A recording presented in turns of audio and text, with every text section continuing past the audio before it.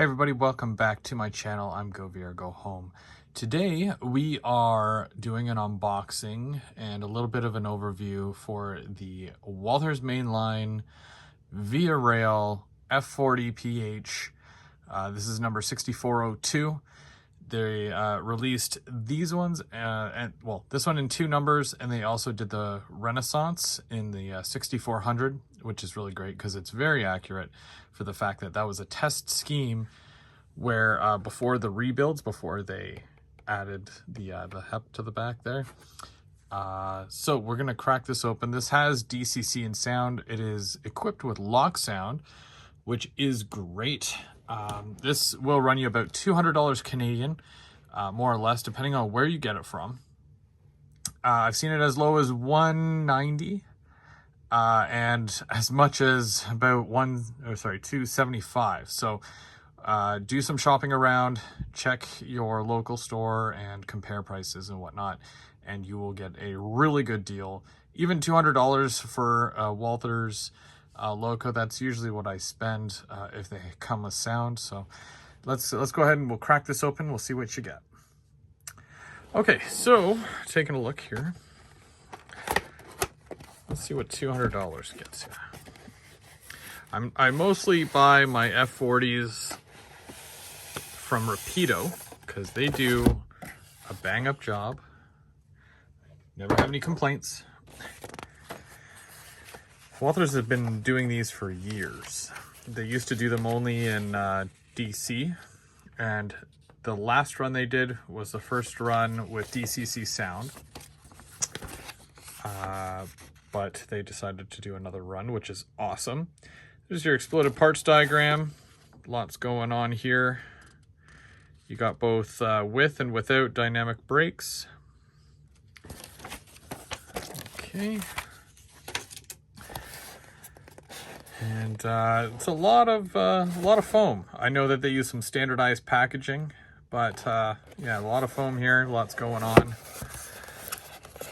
They do tape this down. So where's that tape? You know what?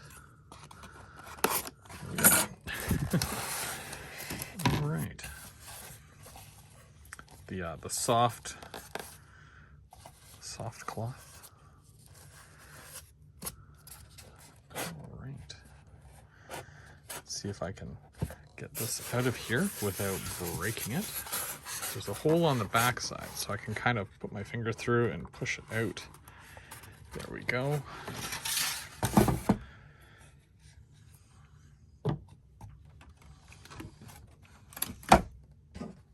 You know what? I'm going to flip this over and then I'm going to sit it right on top. There we go. Okay, what's this? Oh yeah, so it also comes with your ESU digital sound. Shows you a few options there, and it probably gives you a sound list. Yeah, it gives you a sound list. If you want to pause it right there, you can take a look. Make note of that. Those are all your addresses, and those are your basic sounds there. Your headlight, bell, horn, coupler, which I think every train should have. Prime mover and drive hold. Drive hold is cool.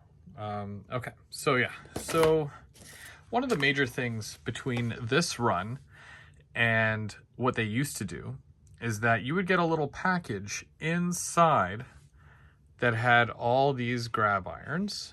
So those would not be attached. You'd also get the little grab irons for here. Again, not attached. This back railing here, the safety railing, would not be attached, but it is. Cool. When we turn it around, there's another grab one there, and a couple of grabs here. And of course, the plow on the front. That seems to be on there good and tight. I know that M&M Rails, he had gotten one of these and the plow had fallen off. I'm sure it does come off fairly easy, but yeah, either way, I'm gonna have to repaint this thing anyways. By the way, I'm repainting this. But yeah, So this is a very nice looking locomotive, and I'm very happy with the fact that most of this is done for me. You know, all the grab irons are on and stuff. Very clean, crisp paint. I got the Canada flag on there, Canada in general, and the big Via right at the back there. These, yeah, those are just part of the plastic. So these are all molded on here still. Same with the fans and whatnot. It's all part of it. And on the front, you get the Via and the Canada. Now it is missing the Xeon light, or Xeon? Is it Xeon? I don't know. Xeon light. Now I'm not sure if it was added way after this, like when they did the rebuild, but there's only 2 lights there as opposed to the now 3. These number boards do not light up, but there is a little horn there, so that's cool. On the underside, minimal detailing, but it does have the Walthers stamp. The truck detail is very nice. If you can see the truck detail. Again, very nice. Step ladders are good too. And again, with the back there, just so you can see, 6402 and the little door. And I love Walthers couplers as well. I think they're Protomax couplers. They always work really well. So the next step is to actually hear this thing going. So we're going to go over to my track. We're going to power it up and we're going to give her a listen, and we're going to run it around. We're going to pull some cars and you can see this thing in action. So let's go. Okay, so we're going to add power to the track, and we're going to start this thing up.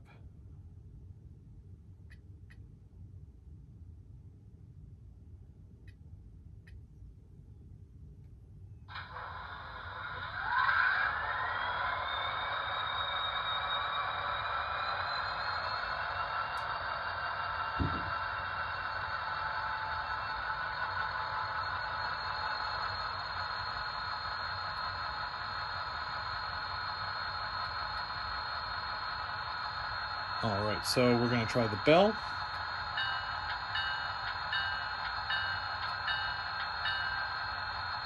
The horn.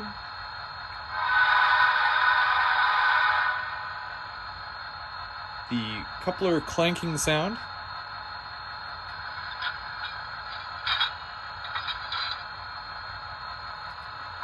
And then 0 is the headlight. And when it is in reverse, the backlight does come on. I'll show you that after. There's no other real lights with it. There's no ditch lights, cabin lights, no step lights or anything like that. But I'm sure it can be all added later.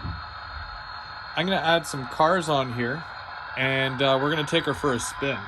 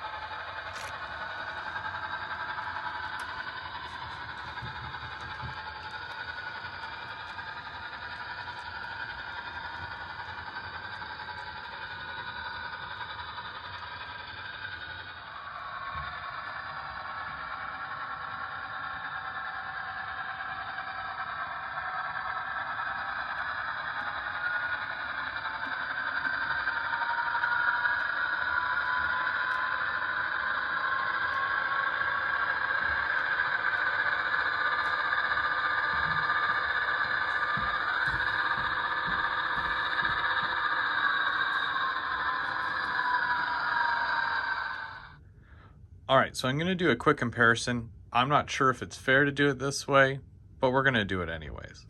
So right here, this specially wrapped CBC Canada Via Rail F40, this one was done by Rapido Trains. You've got lock sound in both. You've got headlights in both.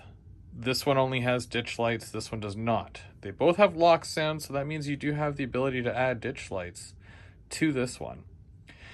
The number boards on this one does light up, but this one does not, and there's nothing there. You'd have to drill out or kind of file out the entire number board there in order to add lights to it. There's a lot of really neat side detail, and it seems like the body is the same.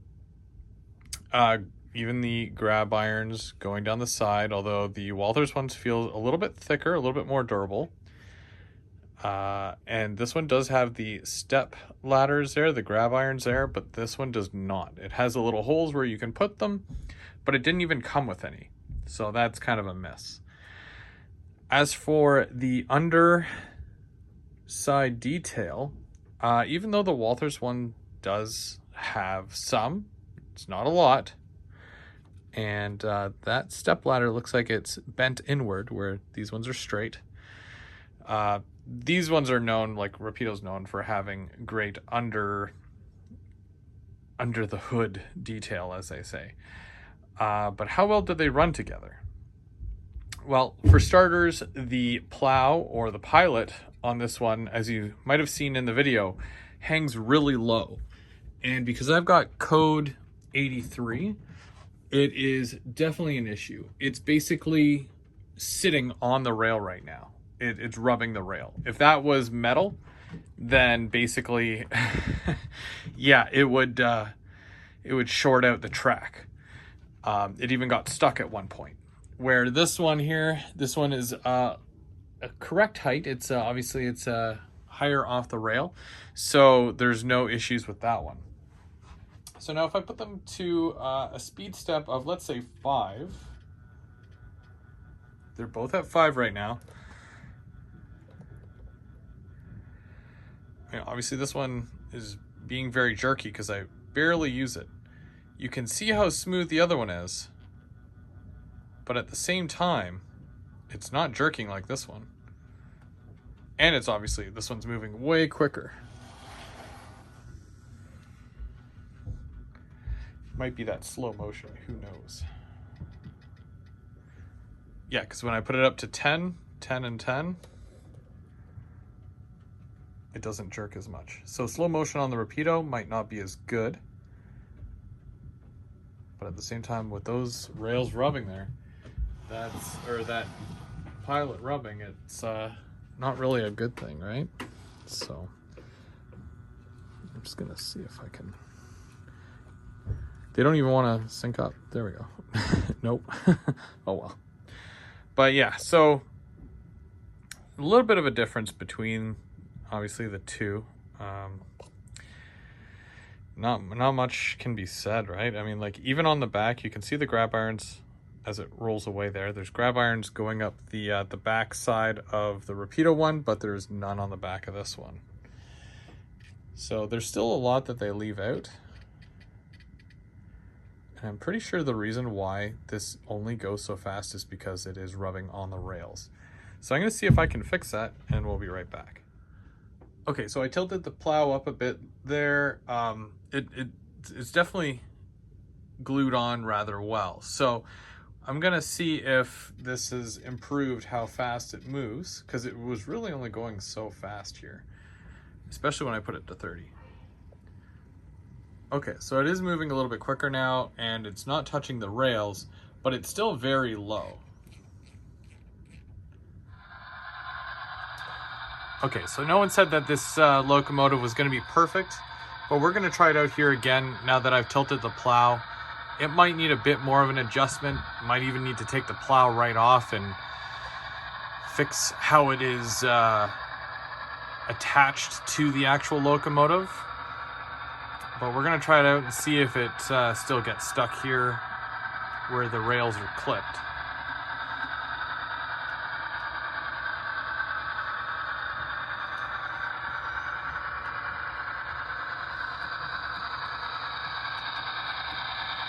That's better.